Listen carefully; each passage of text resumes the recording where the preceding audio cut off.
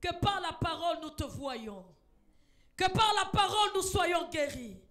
Que par la parole nous soyons sauvés. Au nom de Jésus-Christ de Nazareth.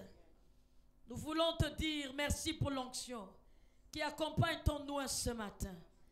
La Bible dit, il envoya sa parole et sa parole est guérie. Ta parole est suffisante pour guérir tous nos maux. Que nos maux soient spirituels ou physiques, la parole va guérir. La parole va nous redresser. La parole va nous équiper. La parole ce matin, Père éternel, va nous tailler. Ce matin, la parole va nous faire du bien. Nous le déclarons dans le nom de Jésus. Alors que nous sommes dans cette nouvelle saison.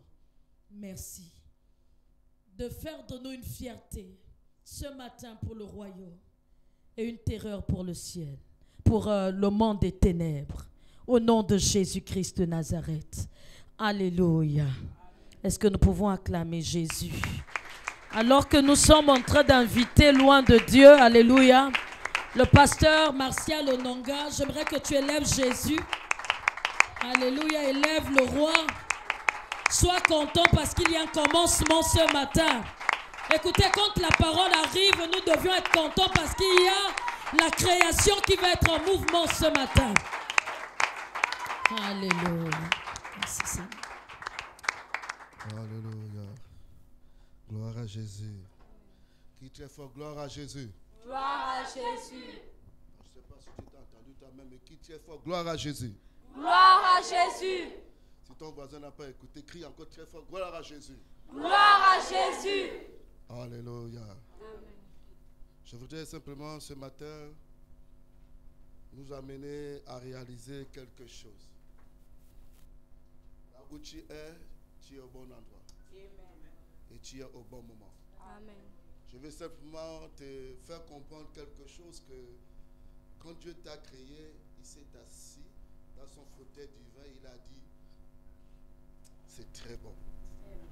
Je veux que tu considères ce matin que tu es une merveilleuse créature. C'est que quand Dieu t'a amené, ce n'est pas un hasard. C'est parce que tu es la réponse, tu es la tranquillité pour ce monde. Amen. Peu importe ton âge, je suis convaincu que ton existence est un parfum de bonne odeur. Amen. Je veux te dire ce matin que ton existence est une joie pour quelqu'un. Même si tu ne le sens pas, tu ne le vois pas, je suis convaincu que quelqu'un dans ce monde entier t'admire. Tu es un modèle pour cette personne. C'est pourquoi je ne veux pas que tu sois découragé par ce que tu vois mal. Mais je veux que tu sois encouragé par ce que Dieu voit en bien en toi. Et c'est pourquoi je voudrais que toi-même, tu acclames pour ton existence. Acclame pour ton existence. Alléluia. Gloire à Jésus. Gloire à Jésus. Gloire à Jésus. Gloire à Jésus. Gloire à Jésus. Gloire à Jésus. Gloire à Jésus. Gloire à Jésus. Gloire à Jésus. Mais je voudrais que tu comprennes quelque chose, que on est mieux servi que par soi-même. Si tu attends qu'une autre personne t'acclame mieux, tu te trompes. Mais je voudrais que toi-même, tu apprennes à pouvoir t'apprécier. Jésus a dit au roi, tu le dis, je suis le roi. Tu le dis, je suis le fils. C'est pas faute de dire qu'on est enfant. C'est pas faute de dire qu'on est une merveilleuse créature. Tu l'es. Si quelqu'un ne te voit pas aujourd'hui, une personne te verra demain. Ne considère pas trop les mauvaises injures ou les mauvaises paroles. La Bible dit que quand tu vas les recevoir, mets-les de côté. Ce matin, je veux que tu mettes les mauvaises paroles de côté. La Bible nous dit que lorsque vous allez écouter, ce qui est mauvais, mettez de côté. Il nous a avertis. Donc ce matin, je veux que tu dis, Seigneur, je mets de côté. Tout ce qui est mauvais. Tout ce que les gens voient de mauvais, de côté. Écoute-moi bien ce matin. Lorsque Christ est mort, son sang a coulé. Amen. Amen. Le sang qui a coulé a donné à notre Père, Dieu, une nouvelle paire de lunettes. Est-ce que vous le savez, ce sang-là? C'est que quand tu fais quelque chose de mauvais et que tu as Jésus-Christ en toi et que l'ennemi t'accuse, Dieu met les lunettes et quand il regarde, il ne te voit plus, mais il voit le sang de Jésus. C'est le sang de Jésus qui nous garde. C'est le sang de Jésus qui nous restaure. C'est le sang de Jésus qui nous amène encore à vivre. Et ce matin, je vais te dire que tu es au bon endroit, tu es au bon moment avec un bon Dieu. Mais avant que je ne commence la parole, je voudrais qu'on chante ce cantique. Vous savez pourquoi? Parce que la Bible dit qu'on ne se moque pas de Dieu. Ce qu'un homme aura sémé, c'est ce qu'il moissonne. Si tu sèmes la joie, tu vas moissonner la joie. Je veux que tu danses ce matin. Je veux que tu loues Dieu ce matin. Pour qu'à partir de la seconde qui suit, ta vie est pleine de joie. Il dit on ne se moque pas. Ce qu'un homme aura sémé, tu vas moissonner. Quand tu vas mettre la semence de l'avocat, c'est l'avocatier. Tu ne peux pas trouver un autre fruit. Quand tu sèmes les arachides, tu ne moissonnes que les arachides. Tu ne peux pas avoir un autre fruit. Sinon, ce n'est pas ta plantation. Est-ce que vous comprenez? Tu vas avec la semence de l'avocat, c'est pour les avocats. La tanga, c'est pour les atanga. Donc ce matin, sème la joie. Dis à Dieu que je sème la joie dans ma vie. Je sème la joie dans ma famille. Je sème la joie dans mon lieu de travail. En chantant cette louange. Est-ce qu'on peut chanter ce qu'on vient d'écouter là? Alléluia. Je veux que tu loues Dieu ce matin. Je veux que tu changes ton atmosphère. Il y a eu trop de peine. Il y avait trop de maintenant, c'est fini. Trop de tristesse. Il faut que la joie s'installe maintenant. Il y a un temps pour tout. J'ai vu sa bonté, il ne m'a jamais laissé. J'ai vu sa bonté, il ne m'a jamais laissé. J'ai vu sa bonté, il ne m'a jamais laissé. Il est toujours le même. Jésus ne m'a jamais laissé. Il est toujours le même. Jésus ne m'a jamais laissé. Il est toujours le même. Jésus ne m'a jamais laissé. Il est toujours le même. Jésus ne m'a jamais laissé.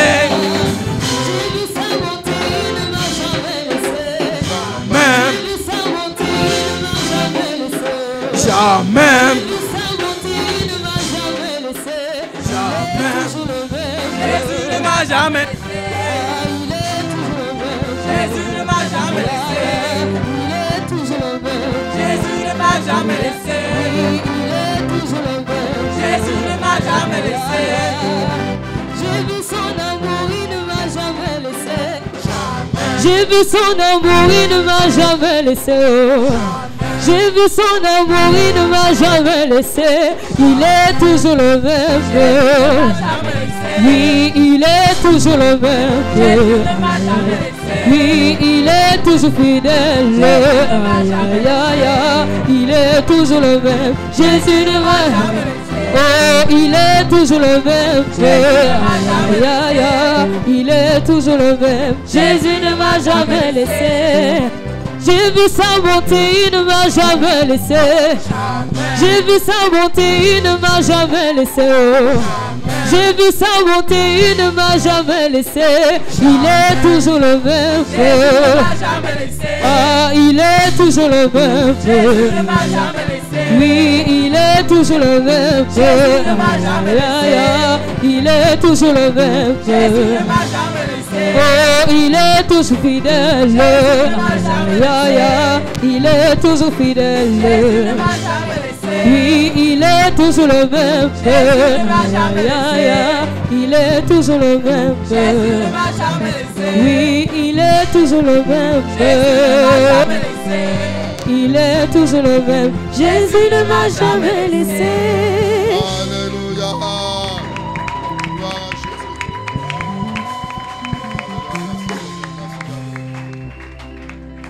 à Jésus. Seigneur, nous voulons te dire merci pour ces instants. Nous rentrons dans ton laboratoire. Nous sommes dans ta présence. Là où le bâton d'Aaron a fleuri. Là où tu fais le miracle. Le fer aiguise le fer. Nous rentrons dans ta présence pour nous frotter à toi.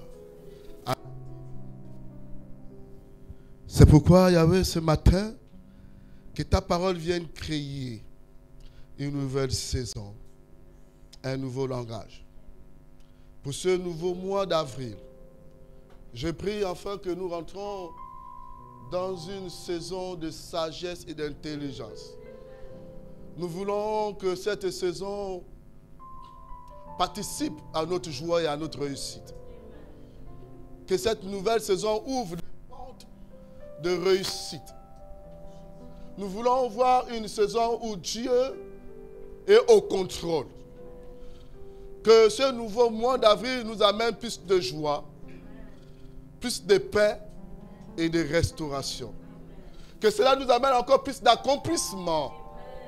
Que nous regardons notre vie et nous disons que Dieu a ajouté. Que Dieu a encore fait. Nous ne voulons pas vivre un mois quelconque, mais nous voulons vivre un mois où, Seigneur, les promesses sont accomplies. Les accomplissements de tous ces rêves, de tout ce dont tu nous as dit. Nos oreilles ont entendu parler. Mais le mois d'avril, nos yeux veulent voir cela.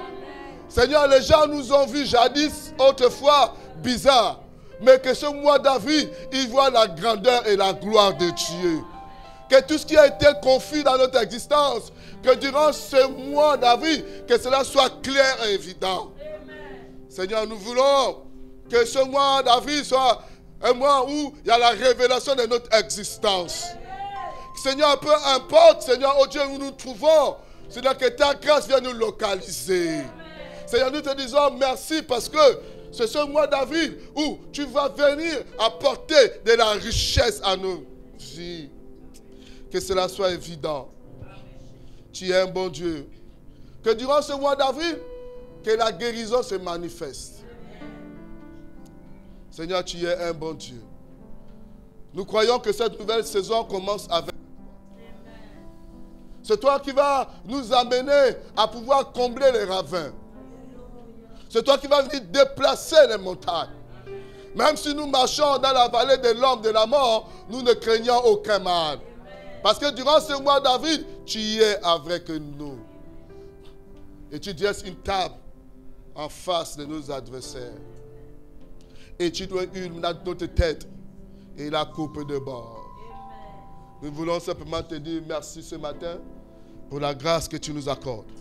Dans le nom puissant de Jésus-Christ que j'ai prié, est-ce que tu peux crier très fort? Amen. Amen. Gloire à acclame le Seigneur, acclame le Seigneur.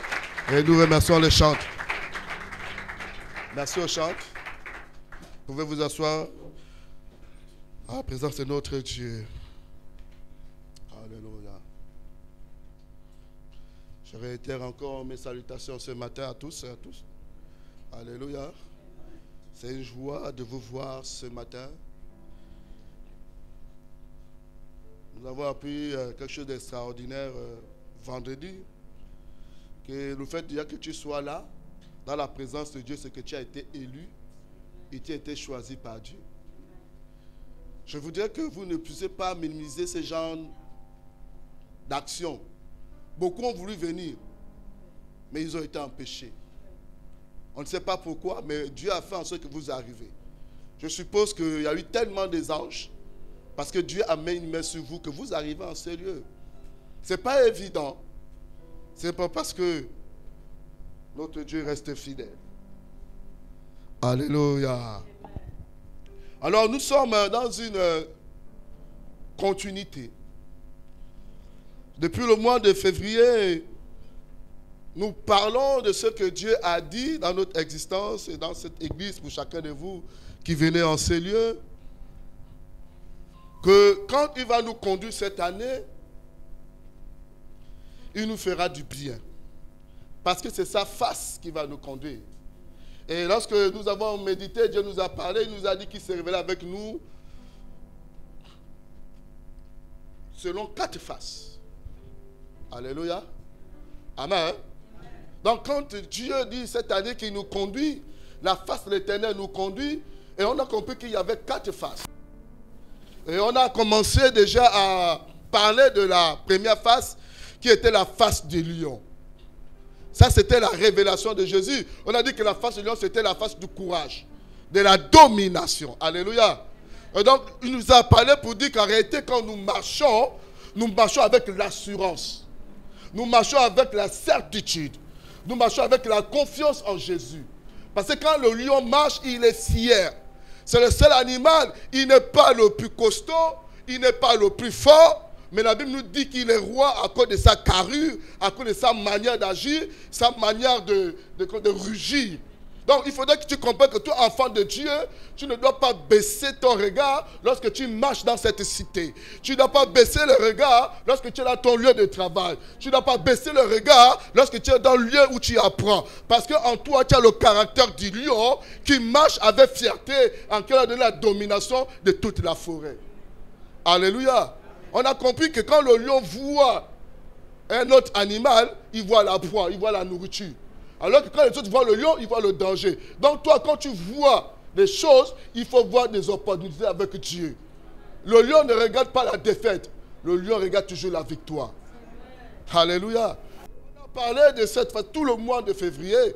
Et ensuite, on est venu au mois de mars, où on a parlé de la face du bœuf.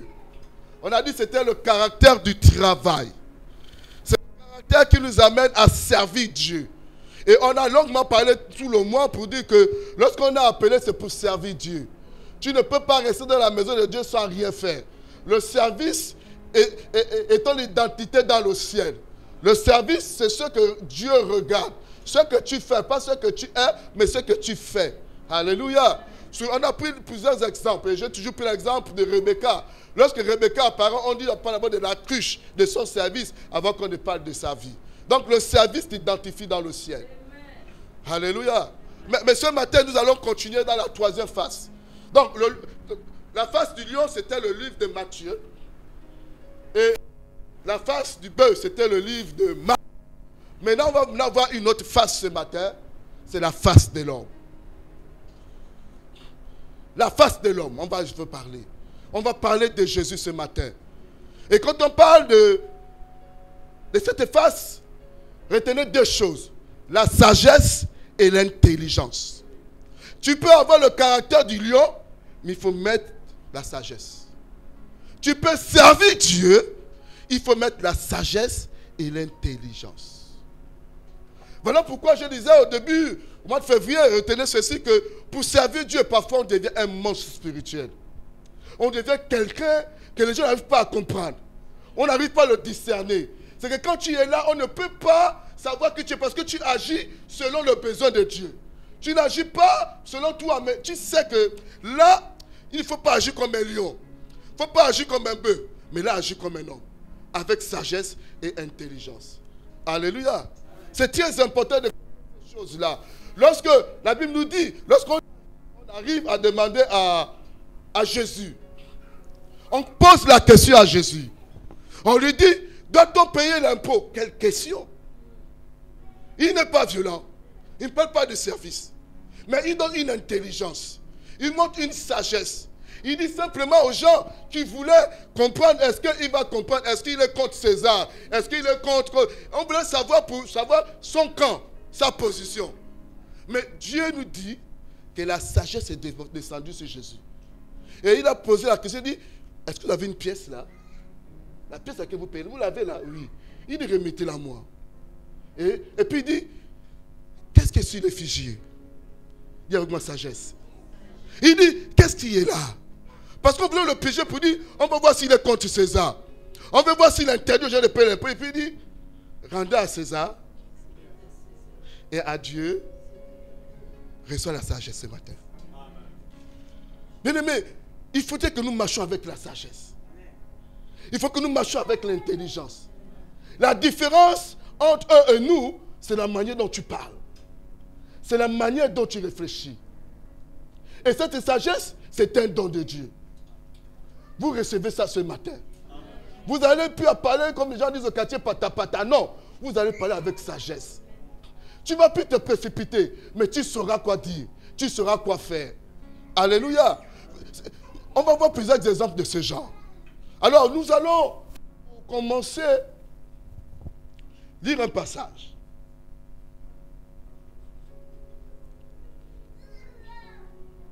Colossiens 14, 14. C'est ça?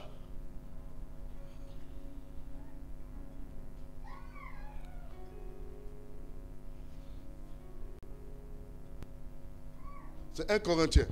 Excusez-moi. 1 Corinthiens 14, 14.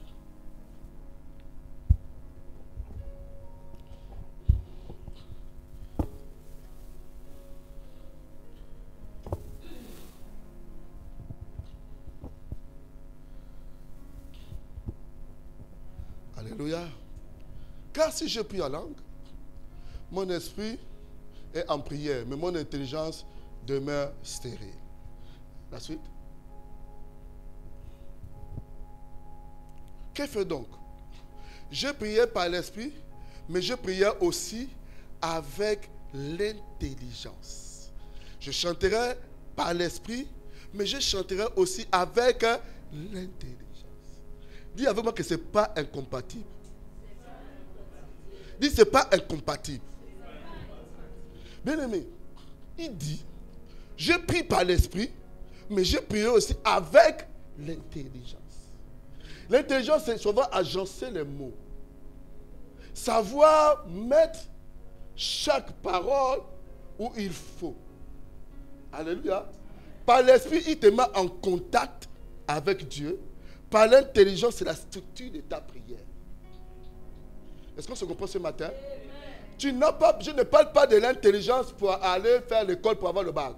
Mais je parle de l'intelligence que Dieu te donne dans sa présence. Cela est possible. Pourquoi? Parce que quand tu pries, en réalité, tu pries poussé par le Saint-Esprit. On te dit, prie pour l'école. Et quand tu pries pour l'école, tu dois trouver les versets adaptés parce que c'est ça l'intelligence.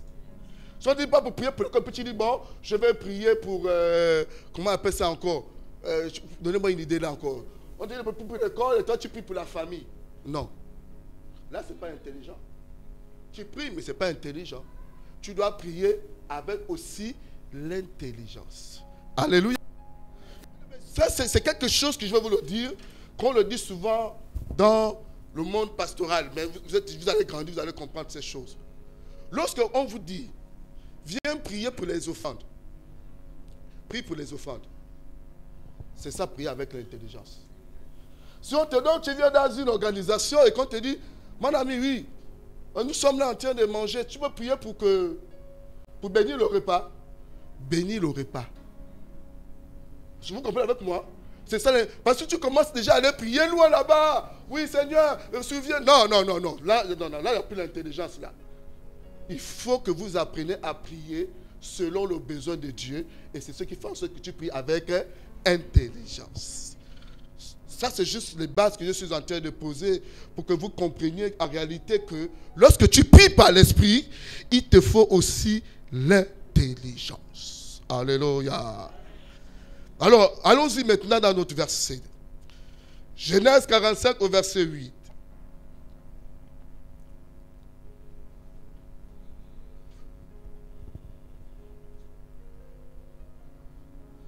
Lorsque nous déclarons cette saison d'avril, c'est une saison où tu dois gouverner.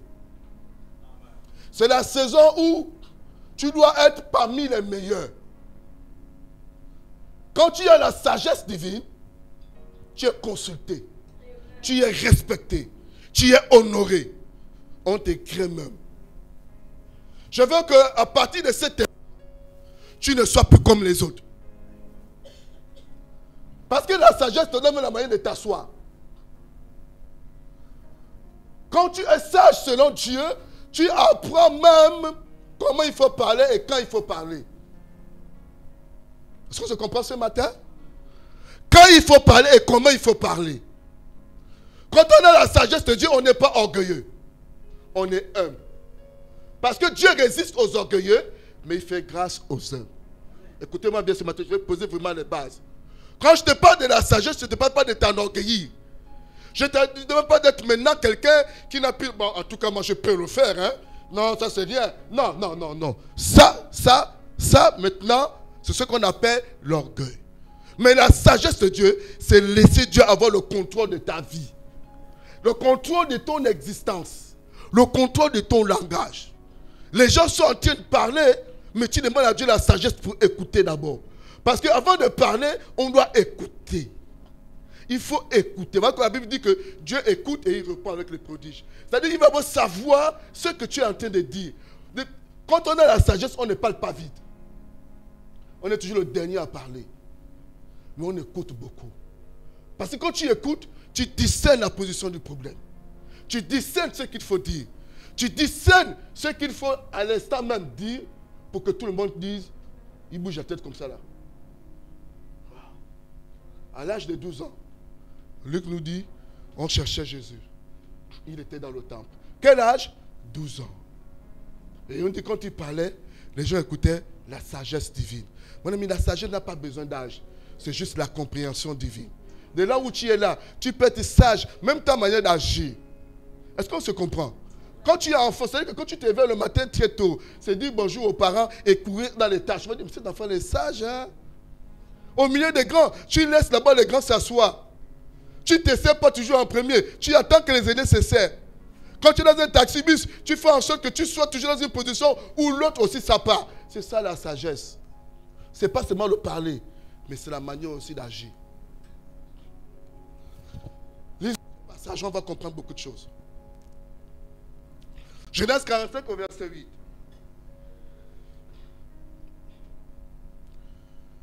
Ce n'est donc pas vous qui m'avez envoyé ici. C'est Joseph qui parle avec ses frères. Il dit, mais c'est Dieu. Il dit, ce que je suis, ce n'est pas les hommes. C'est Dieu. Il m'a établi comment? Retenez ce mot. Père des pharaons. Il m'a établi comment? Père des pharaons. Retenons que Pharaon était l'homme qui contrôlait. Merci. Retenons une chose d'abord, que Pharaon gérait toute la contrée à cette époque-là de l'Égypte. Il gérait presque la terre entière. Donc il avait le pouvoir. Mais Joseph dit que Dieu lui a donné être le père. Donc celui qui contrôle Pharaon. Non, on vous doit comprendre ça devant. Il dit ceci, que Dieu lui a dit que tu es le père de Pharaon. Pharaon est un homme mystique. Un homme qui avait toute la science. Mais Joseph devient son père. On va comprendre pourquoi. Et je déclare que vous serez le père de beaucoup des hommes. Beaucoup d'autorité. Ça veut dire qu'ici, donc je vous communique ça ce matin. Amen. Tu es dans une salle de classe. Le chef de classe te fait confiance. Parce que quand tu parles au chef que non, c'est que tu parles de décision là, ce n'est pas la bonne décision. Fais comme ça, tu deviens son père. Je déclare ça dans votre existence. Amen. Même dans vos lieux de travail, tu n'es pas le chef de service. Mais quand tu prends la parole, on te donne plus de temps d'écoute. Ce n'est pas toi le patron. C'est-à-dire que même quand le chef est là à côté, il te cherche. Parce que simplement, tu es le père. Ce n'est pas lui qui a naquit Pharaon. Hein, mais Dieu lui a donné une position de père. Est-ce que tu me comprends ce matin? Si c'est à toi que je parle comme le Seigneur ce matin.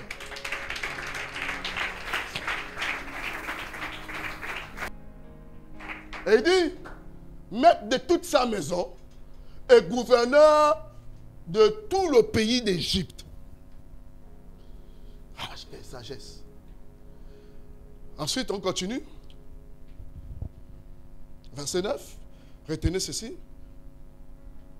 Hâtez-vous de remonter auprès de mon père et vous lui direz ainsi par ton fils Joseph, Dieu m'a établi seigneur de toute l'Égypte.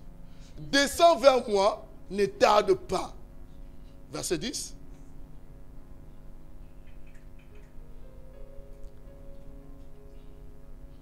Tu habiteras dans le pays de Goshen et tu seras près de moi. Toi, tes fils et les fils de tes fils, tes brebis et tes bœufs et tout ce qui est à toi. On continue. Là, je te nourrirai car il y aura encore 5 années de famine et ainsi tu ne payeras point, toi, ta maison et tout ce qui est à toi. Verset 12. Vous voyez de vos yeux et mon frère Benjamin voit de ses yeux que c'est moi-même qui vous parle. Alléluia. La sagesse de Dieu t'enlève de la famille. Est-ce que tu comprends? Quand tu es sage, tu ne souffres pas trop. Quand tu es sage, tu es capable de sortir les autres de la galère vers la bénédiction.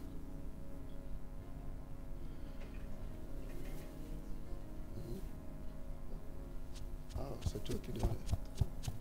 Oh là là. Excusez-moi.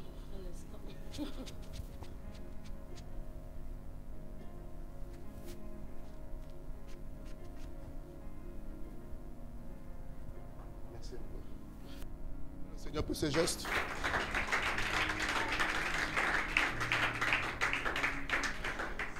C'est l'avantage d'être marié. On prend soin de vous. Alléluia. On ne peut pas tout voir. Hein? Chaque chose a son temps. Amen. Je déclare que tous ceux qui sont prêts à se marier, vous vous mariez. Ces gestes inaugurent des bons moments. Amen. Maintenant, ceux qui sont encore en bas, attendez. Hein? Voilà. Parce que quand on parle de mariage, on parle de fête mûre. Ok? Voilà. Les enfants ne se marient pas. D'abord, ce n'est pas un jeu. Là-bas, c'est sérieux. Alléluia. Donc, je disais ceci que la famille a peur de la sagesse. La famine a peur de la sagesse. Il dit qu'il y a encore la galère qui arrive. Mais je suis tellement sage que vous n'allez pas vivre la galère.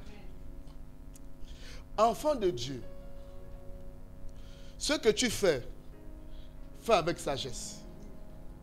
La sagesse, c'est demander la position de Dieu, comment il faut parler, ce qu'il faut faire et ce qu'il faut entreprendre.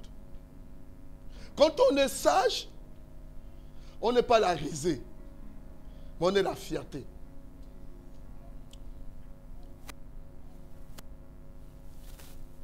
On va le lire ce matin. Allons-y lire dans 1 Roi 4, au verset 29.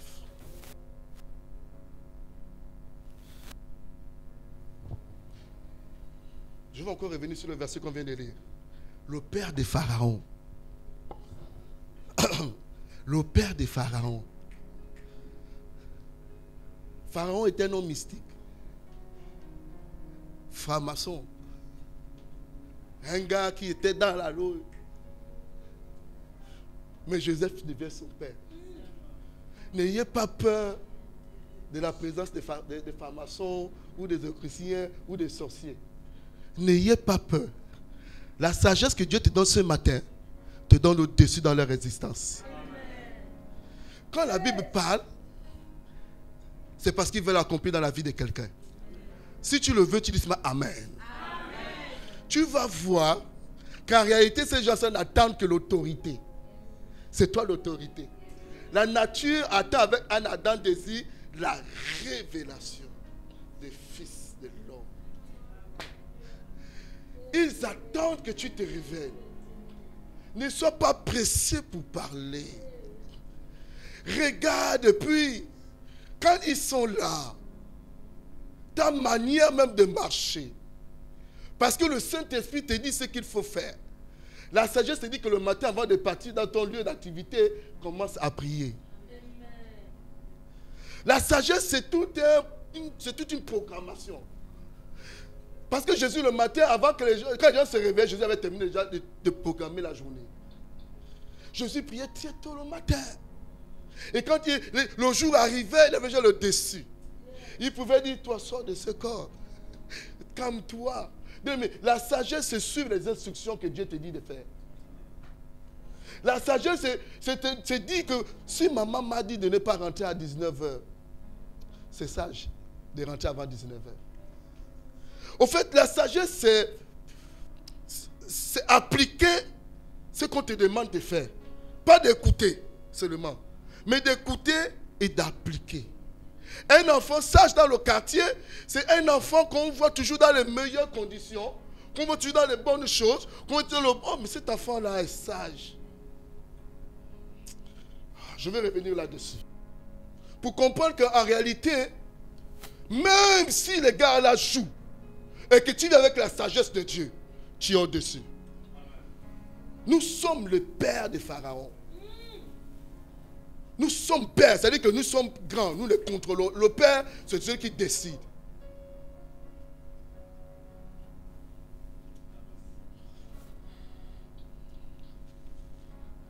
Un Roi 4, 29. Salomon est désigné roi. Alors, dans une sagesse que personne ne peut expliquer,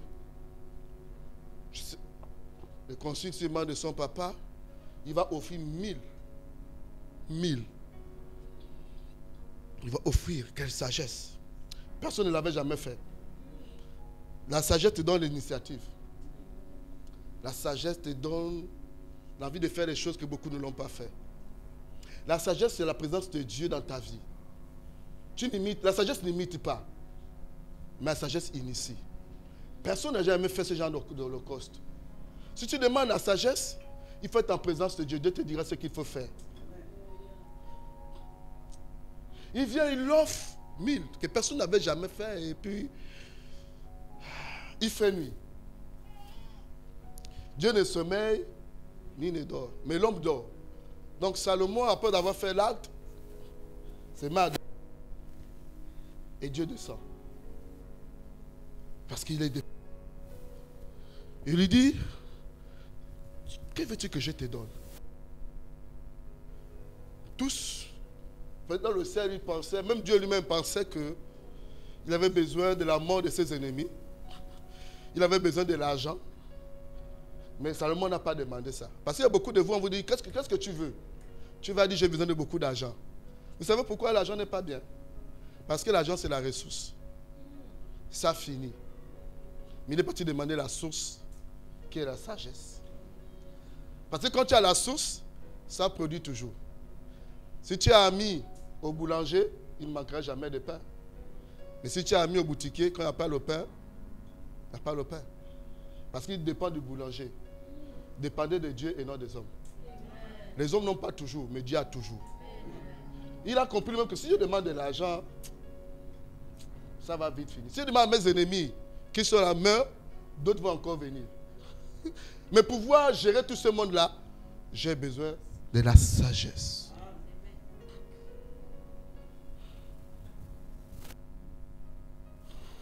Et Dieu, je lui dis, mais comme tu ne demandes que de la sagesse, au-delà de la sagesse, je te donnerai tout ce dont tu n'en as pas besoin, que moi je te donne, qui te serviront pour bien gérer. Et donc, on arrive à 1 roi 4, 29. Voilà ce qui se passe. Dieu donna à Salomon de la sagesse. Ce n'est pas fini. Une telle grande, ce n'est pas fini. Et des connaissances comment? Comme le sable qui est au bord de la mer. Aïe, aïe, aïe, aïe, aïe, aïe. Connaissance. Connaissance comment? Tiens-toi debout, tiens-toi debout. Tiens-toi debout ce matin. Écoutez, je veux vous donner de l'évangile pratique. Job a dit, mes oreilles ont entendu parler, maintenant mes yeux vont voir. Vous devez voir la sagesse multipliée. Les gens doivent voir la sagesse multipliée. Écoutez, une connaissance multipliée. Une très grande comment? Intelligence. Avec Dieu, c'est l'extrême. Il ne te demande pas d'être intelligent, il dit que tu as la grande intelligence. Écoute, c'est un don. C'est un don. Il a quoi? Il a donné. C'est pas qu'il est parti, non. Il a donné. Il n'a pas reçu. Il a donné. Quand tu coupes donner là, il y a le don. C'est ça, non? Le radical, hein? C'est un don. C'est un don. Qu'on donne à qui on veut. Si tu veux faire don à quelqu'un, tu lui donnes. Même s'il ne mérite pas, mais tu donnes. Donc Dieu vous fait don ce matin. De la sagesse, d'une grande intelligence et d'une connaissance multipliée. Aïe, aïe, aïe, aïe, aïe, aïe, aïe. Écoutez bien, une connaissance comment? Multipliée. Écoute, quand on parle de connaissance, hein, c'est que tu es capable de parler de la maçonnerie, de l'électricité, de la cuisine, du protocole, de la... Tu es capable de conseiller un mari alors que tu n'es pas marié. Non, dis une connaissance multipliée. Connaissance multipliée. Ne dis pas seulement, bon, écoute, hein, je suis mien, hein, je ne connais que le mien. Non, tu vas connaître le fan. Tu vas connaître le Pounou. Tu vas connaître le Vili. Tu vas connaître le Michioron. C'est ce qu'on appelle la connaissance multipliée. Même quand tu vas parler à un Chinois, Dieu te donne la capacité de parler à un Chinois parce que tu as les aptitudes de connaître ce que les Chinois font. Oh, parce que la connaissance multipliée t'envoie à la lecture. T'envoie au contact de nouvelles connaissances. Tu ne regardes pas seulement Facebook pour voir les statuts des gens, mais tu regardais dans l'internet Google pour ce qu'on parle des Chinois parce que ta mentalité a changé. Reçois cela en ce moment. Vous les élèves, levez encore bien vous-même. Levez vous-même les élèves là. Ne dites pas seulement que je connais que les maths. Je ne connais que le français. Les S, non, non. La connaissance que je te passe ce matin, c'est une connaissance qui t'amène à comprendre toutes les disciplines qui te sont présentées. Tu seras un élève meilleur. Pas un élève handicapé, non. Tu vas connaître les maths, tu vas connaître la physique, les SVT, l'histoire géo, je ne sais pas, tout ce que tu fais, même le sport, même la couture. Tu vas connaître ces choses-là. Parce que Dieu t'a dit, je te donne la connaissance multipliée. Pas additionnée, multipliée. Dans une variété de connaissances. Tu vas te voir faire des choses que tu ne savais pas faire. Oh jeune fille, commence à préparer. Tu vas inventer les repas que personne n'a commencé à faire. Commence à balayer le salon. Tu sauras comment nettoyer le salon. Parce que ta connaissance est multipliée. Dans ton lieu de travail, on t'a fait de ranger les casiers. Mais tu sauras aussi écrit comment ranger les casiers. Acclame le Seigneur pour cette belle saison.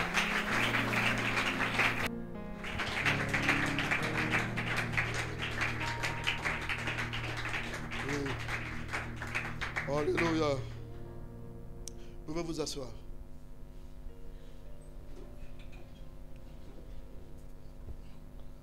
Vous savez,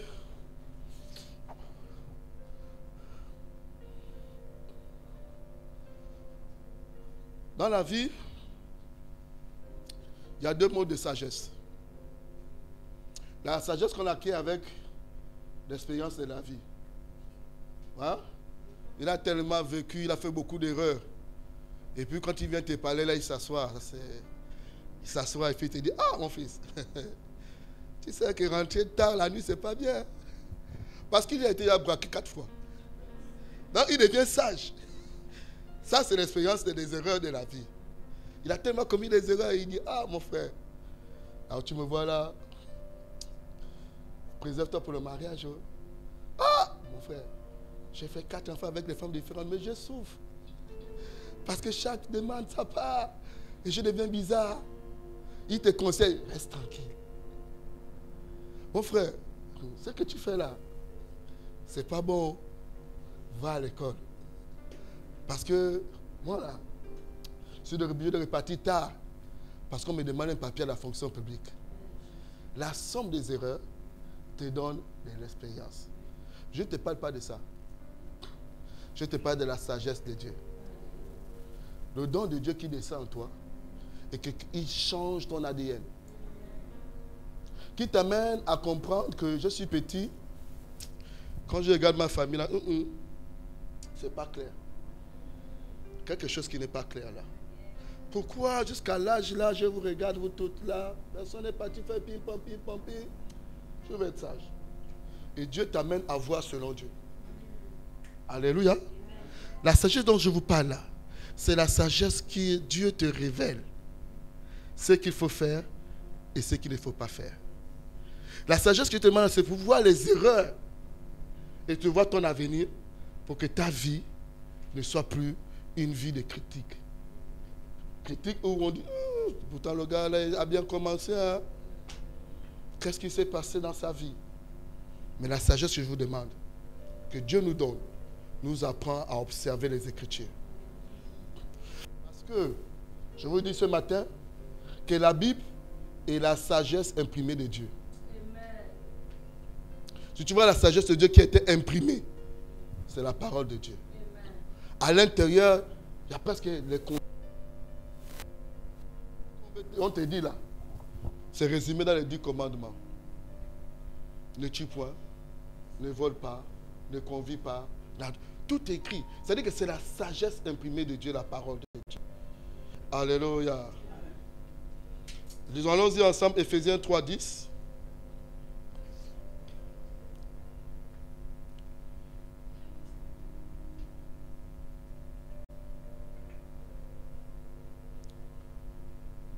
Ok.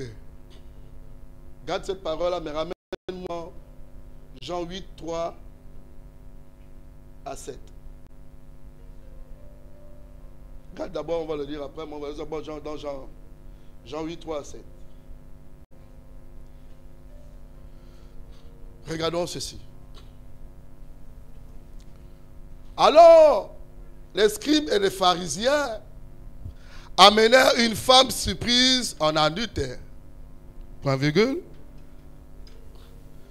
Et la plaça au milieu du peuple. Il dit à Jésus, Maître, cette femme a été surprise en flagrant délit d'adultère. Moïse, dans la loi, nous a ordonné de lapider de telles femmes. Hein? Moïse, dans la loi, c'est pas eux, nous a donné de lapider de telles. Toi, donc, que dis-tu? Ça t'amènera dans les circonstances auxquelles, dans la normalité, tu dois agir ainsi. Mais écoute bien ce matin. Il disait cela afin de pouvoir l'accuser. On veut te prouver, on veut t'accuser, mais tu as déjà la sagesse de Dieu. Mais Jésus s'étant baissé, écrivait avec le doigt sur la terre. La suite. Comme il continuait à l'interroger, il se releva et leur dit. Écoutez-moi bien ce matin. Ils arrivent avec tous les droits. Tous les droits, toute la force de la loi. Ils veulent accomplir quelque chose qui est écrit quelque part. Et ils viennent d'interroger Jésus pour que Jésus puisse agir comme eux ils pensent. Mais quand ils parlent à Jésus, Jésus baisse la tête et il se met à écrire. Écoutez-moi bien ce matin. À chaque fois que vous êtes dans une situation de prendre une décision, prenez le temps de réfléchir.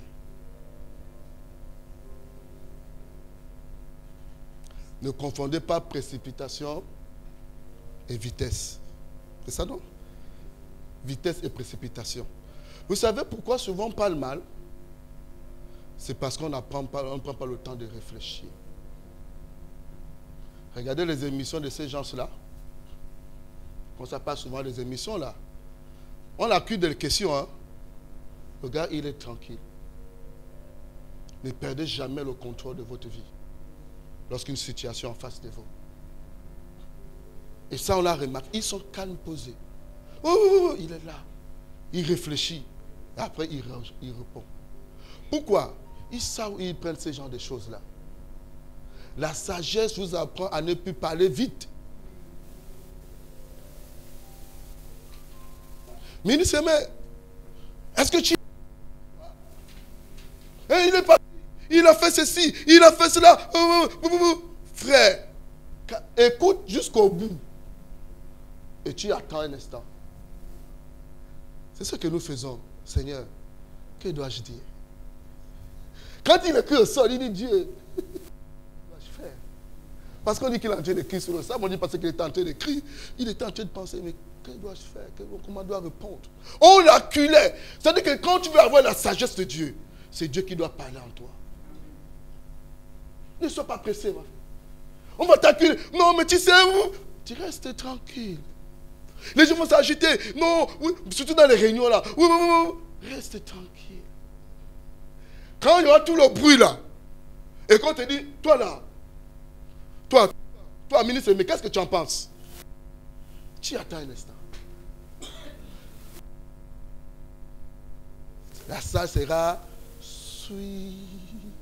Et quand tu vas commencer à parler, c'est de sagesse divine qui va sortir. Que toi-même, tu n'as même pas imaginé. C'est parce que Dieu a pris le contrôle. Parce qu'une telle réponse, c'est une réponse qui ne vient que du ciel. Voici comment il répond. Que celui de vous qui est sans péché jette le premier la pierre contre terre. Il n'a pas dit de ne pas jeter la pierre. Il n'a pas dit de ne pas jeter la pierre.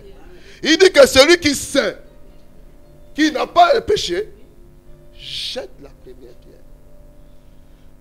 On va bien comprendre ce passage-là, parce que d'autres prennent ça en mal. On va bien aller jusqu'au bout. Il ne pose la question que celui qui n'a pas, qui est sans péché, jette le premier la pierre contre terre. Le mot qui est dérangé, c'est le premier. Que le premier là, jette la pierre. Mais comme personne ne pouvait jeter en passé, il dit, pourquoi lui ne jette pas? Pourquoi il ne jette pas? Comme personne ne voulait s'engager en premier, la Bible dit, la suite, verset 8. Et s'étant à nouveau baissé, il écrivait sur la terre. Il attend la réaction. Quand il a entendu cela, accusé par la conscience, il se retirait un à un, depuis le plus âgé jusqu'au dernier. Et Jésus resta seul avec la femme qui était là au milieu d'eux. Bien aimé, c'est très important. La sagesse n'accuse pas.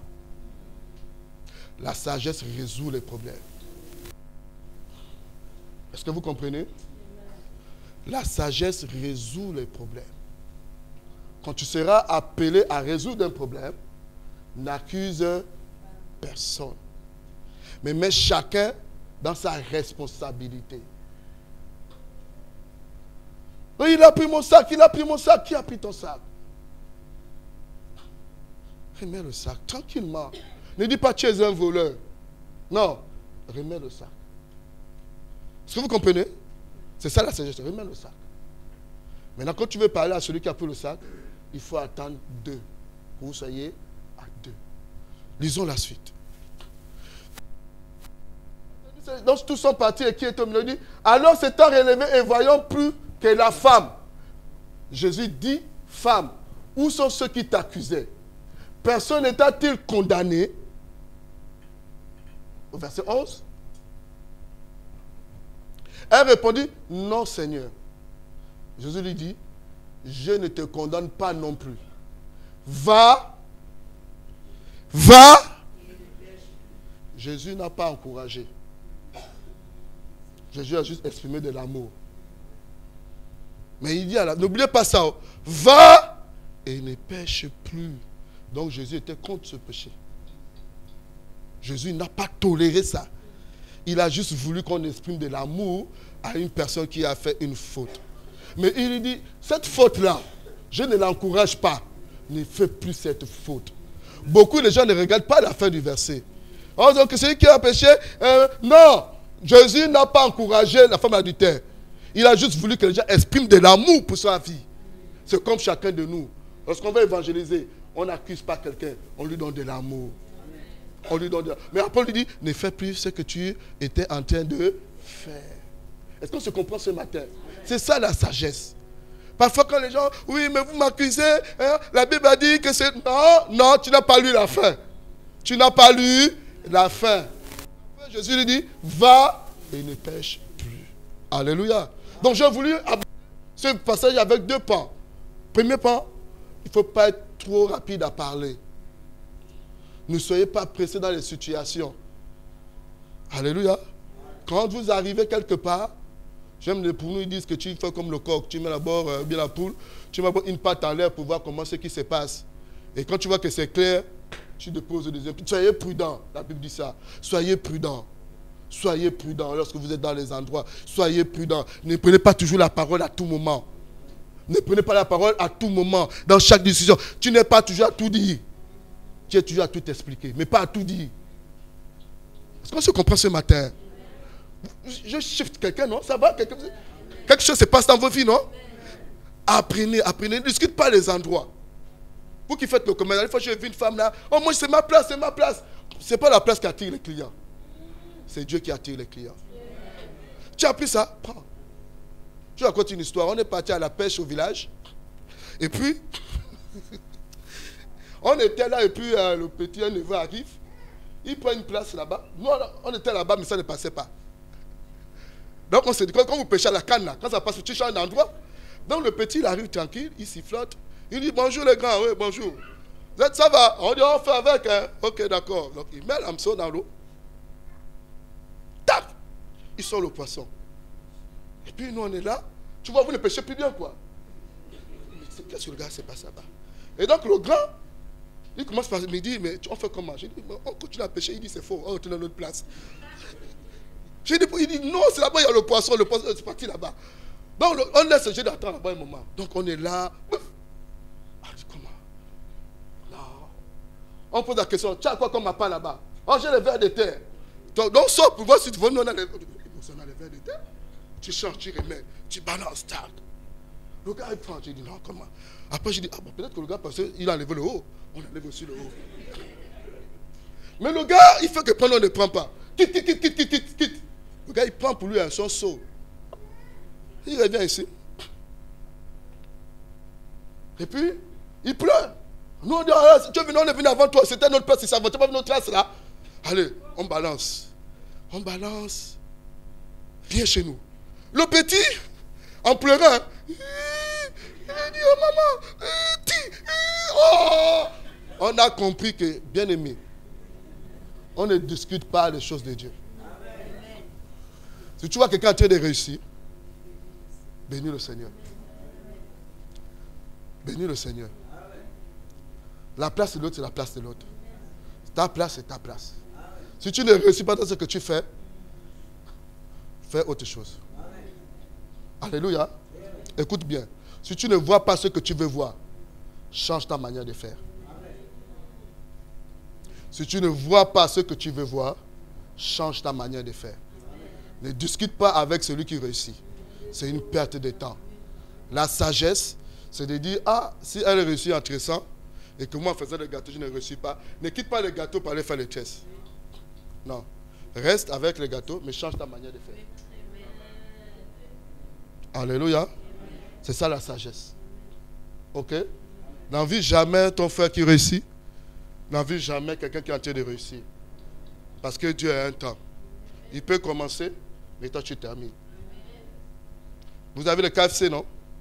C'est pourquoi le monsieur l'a gardé. C'est un vieillard, non? C'est parce que c'est dans la vieillesse qu'il a reçu la recette là. Il a travaillé pour les autres. Ça a 65 ans qu'il a fait un poulet avec les farines, je ne sais pas quoi là. Et quand il a mis ça sur la table, tout le monde a apprécié. Et c'est devenu maintenant KFC. Il a gardé. Il a dit non, gardez mon image. Je peux dire à la génération que pour réussir, ce n'est pas question d'âge. C'est aussi question de persévérance. Alléluia. On va terminer avec ce passage-là. Allons-y lire ensemble Éphésiens 3:10.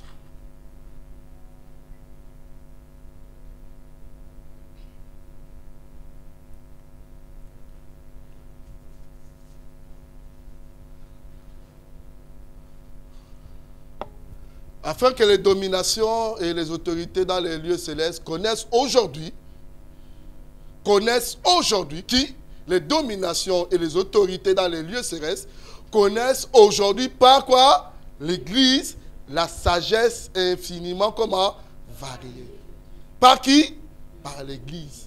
Donc nous on doit montrer la sagesse variée de Dieu aux autorités, à tous ceux qui sont pas. Et lorsque tu arrives quelque part, il faut montrer la sagesse variée de Dieu parce que tu es l'Église. Il dit c'est l'Église qui doit montrer ça. C'est son pasteur, c'est nous. C'est la manière dont tu fais les choses. Quand Joseph rentre, malgré les persécutions, il a montré la sagesse. Il dit, vous pouvez même prendre mes habits. Ce n'est pas ce qui fait de moi Joseph. Et même dans la prison, il continue à être sage. Il commence à interpréter. Il continue. Parce que simplement, là où Dieu t'a révélé, c'est là où tu vas réussir. Il n'a pas changé, il a continué toujours à expliquer. Et pourtant, ses rêves n'étaient pas encore accomplis. Il était en train d'interpréter les rêves des autres. Parce qu'il savait, c'est ce que Dieu m'a donné qui sera ma porte de sortie. Ne sois pas impoli parce que tout le monde est impoli autour de toi. Hein? Ne change pas de langage parce que tout le monde m'a dit tcha, tcha, tcha. Ne change pas. Garde ce que Dieu t'a donné. Alléluia.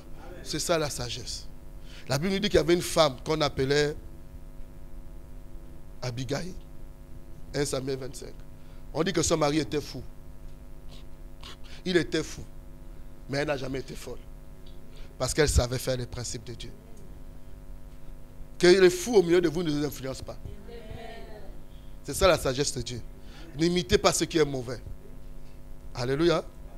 Et il y a un autre qui me marque bien, c'est Ruth.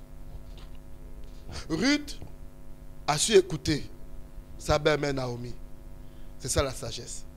Elle a dit, mais elle a commencé, puis elle a dit, j'ai rencontré quelqu'un. Et puis Naomi a dit, laisse-moi, je vais t'assurer le bonheur. Quand tu iras, fais comme ça. Fais comme ça. La sagesse, c'est écouter. La sagesse, c'est... Il faut savoir écouter. Parce que beaucoup n'écoutent pas. J'ai l'habitude de faire. Non, on ne dit pas ça. Tu dois écouter. Naomi a dit, je vais t'assurer le bonheur, mais écoute-moi. Quand tu iras, voici.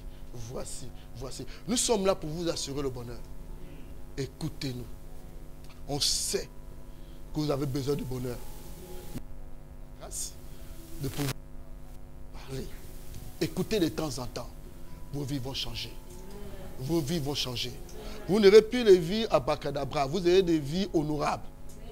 C'est dans la jeunesse qu'on apprend à bâtir son avenir. Parce que quand on est grand, on récolte ce qu'on a sémé. Là, vous êtes l'âge en train de s'aimer. Faites attention. S'aimer des graines qui vont être récoltées dans la joie plus tard. Quand vous nous écoutez, vous dites, ne faites pas ceci. C'est parce que c'est la mauvaise sémence. Tu es en train d'introduire les renards, les éléphants dans votre plantation. Mais avec nous, on va faire en sorte que les éléphants ne rentrent pas dans vos plantations. Que vous ayez la véritable clôture. Quand ils arrivent, ils sont bloqués à cause de la sagesse qui est la barrière de ce qu'on sème. Alléluia. Donc ce matin, je voulais vous dire que ce mois, nous parlerons en long en large sur la sagesse et l'intelligence. Nous parlerons en détail comment obtenir la sagesse, comment il faut le faire. On va expliquer ces choses-là pour que demain, vous soyez des personnes honorables, des personnes qui vont alors éduquer cette nation. Parce que l'église de demain, c'est vous. Et il faudrait que vous soyez bâtis sur la sagesse divine. Alléluia. J'avais tellement de versets à lire, mais je crois que le temps est avancé. On devait prendre beaucoup d'exemples. La Bible dit dans Jacques 3,12 que celui qui manque de sagesse demande à Dieu. Alléluia. C'est très important. Si tu manques de sagesse, demande à Dieu. Ne sois pas précipité, ne sois pas toujours rapide, ne sois pas toujours en train de vouloir. Non, même quand tu veux jouer à la partie, tu dis Seigneur, donne-moi la sagesse, comment il faut que je joue ce matin. Tous les jours ne se ressemblent pas. La sagesse, ce n'est pas l'habitude. La sagesse, c'est de faire ce qu'il faut faire à l'instant même. Même si tu tresses, dis à Dieu, donne-moi la sagesse. Il va te montrer comment tu te files. Et ça devient une nouvelle mode. Vous savez que ceux qui amènent les nouvelles, c'est parce que simplement, elles aiment. Et puis elles demandent, tu vois. Demandez à Dieu. Dieu a dit à Moïse, regarde dans le ciel. J'ai dessus le ciel, regarde le tabernacle, regarde. Il faut qu'on amène les choses du ciel sur la terre. Mais c'est quoi? Il faut que tu demandes la sagesse. On va voir prochainement que Salomon a battu même les gars qui étaient présents, les Macol, qui étaient les prophètes. Mais quand Salomon est venu, il les a dépassés. On va le redire peut-être prochainement, je vais vous l'expliquer en détail. Le temps va impartir ce matin. On va parler de la sagesse et de l'intelligence. Jésus était sage. Notre modèle était sage. Paul était sage. Il faut la sagesse. Il faut la sagesse. On a parlé du caractère du lion. Mais il faut la sagesse. Il faut l'intelligence. C'est très important. Être intelligent. Être sage selon Dieu. Et ça va nous amener à être intellectuel si vous voulez. Parce que l'intellectuel sont les diplômes. Mais l'intelligence, ce sont les acquis qu'on apprend de Dieu. Alléluia. Je vais m'arrêter par là et je veux qu'on se tienne juste debout. Tu te tiens debout de là où tu es.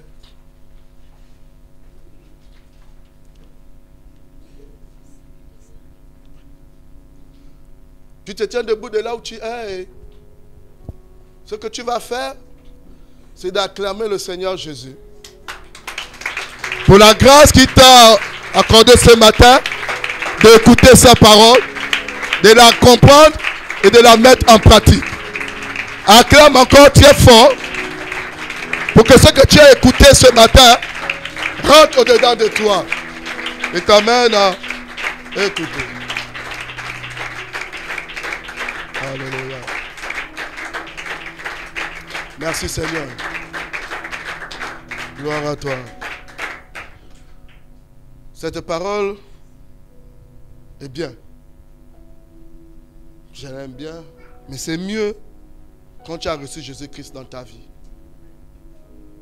Je ne te demande pas si tu es habitué de venir à l'église, mais je veux simplement te dire de t'avancer si tu n'as jamais confessé Jésus-Christ dans ta vie. N'aie pas honte parce que autant que nous sommes, nous l'avons fait un jour. Je t'invite ce matin pour que tu entres dans l'héritage divin. Jésus t'aime et Jésus a besoin de toi ce matin. Jésus tend ses bras ce matin pour toi. Ne baisse pas le regard, viens vers Jésus. C'est le Dieu d'amour. Si tu ne l'as jamais accepté, ne te gêne pas, viens. C'est une fierté dans le ciel. Lorsqu'un homme, une femme donne sa vie, Dieu est content dans le ciel. Rends Dieu content pour ta vie ce matin. Ne te gêne pas. Si tu ne l'as jamais accepté, tu peux approcher. Ensemble, nous allons prier. Je sens ces besoins-là. Que nous prions ensemble. Si longtemps, tu as baissé les bras, viens. Jésus t'aime. Jésus t'aime. C'est le Dieu d'amour. Nous les hommes, nous aimons par condition. Nous aimons quand il faut aimer. Mais Jésus, c'est à tout moment.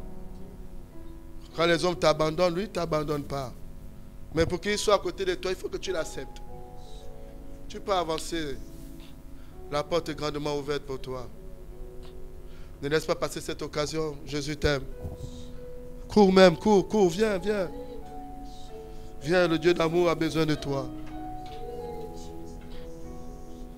Ne pars pas sans pourtant donner ta vie à Jésus ce matin. Jésus a besoin de toi, Jésus a besoin de toi. Je vais rester là et puis je vais t'attendre. Je ne suis pas pressé, Dieu n'est pas pressé. C'est le Dieu qui attend pendant que tout le monde s'en va, lui reste. Parce qu'il ne fait pas l'âge parce qu'il attend la tortue. Il attend l'escargot. Le lion est déjà passé, la panthère est passée, les gazelles sont passées, les singes sont passés avec leur rapidité. Mais il n'est pas pressé, il attend la tortue. Il attend l'escargot parce que c'est un Dieu d'amour. Il ne fait pas lâche parce que les premiers ont couru. Il attend tout le monde. Ce matin, je veux simplement que tu t'approches et ensemble on va prier.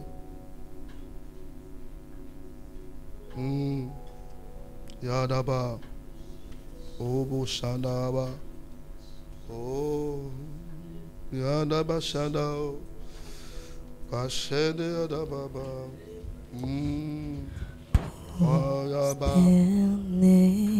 Hallelujah. Shadabo. Jésus est bon. Yahweh. Tu es merveilleux, Jésus. Personne n'est comme toi, Papa. Prosterné. Jésus. À toi. Nous t'aimons, Seigneur. Yahweh. Nous t'adorons, notre Dieu, notre Père.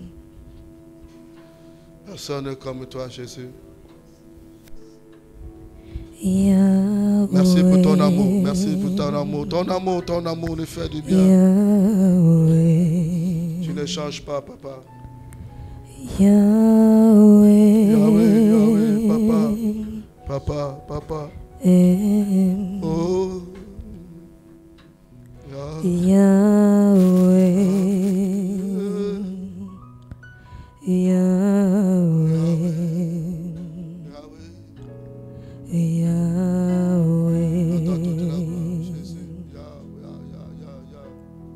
prosterné, prosterné, nous adorons Yahweh, Yahweh. Le Seigneur me dit,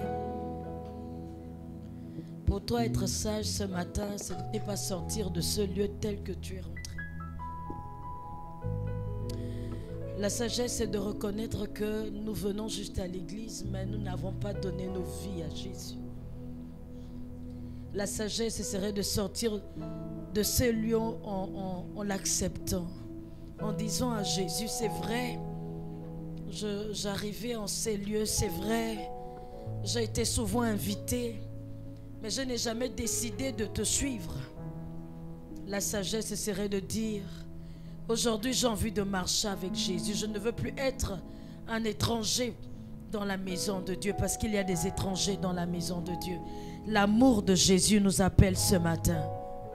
Si tu es là encore, Dieu te donne la possibilité de rentrer dans la maison. Est-ce que tu es là? Tu peux juste lever ta main là où tu es. Nous allons vraiment insister parce que c'est l'heure d'être entièrement dans la maison. Parce que la bénédiction est pour les fils. Alléluia. Jesus. Est-ce que tu peux dire avec moi, Seigneur Jésus, nous te bénissons ce matin pour le message. Tu nous as instruits ce matin sur l'intelligence et la sagesse. Jésus, nous te rendons grâce pour ce don merveilleux que tu nous accordes ce matin. Pour ce don merveilleux qui vient jusqu'à nous. Nous te disons merci. Parce que dès ce jour, nous avons changé. Notre intelligence a changé. Notre langage a changé. Nos comportements ont changé. Dans le nom de Jésus. Amen. Alléluia. Alléluia. Est-ce qu'il y a quelqu'un qui est devenu père ce matin?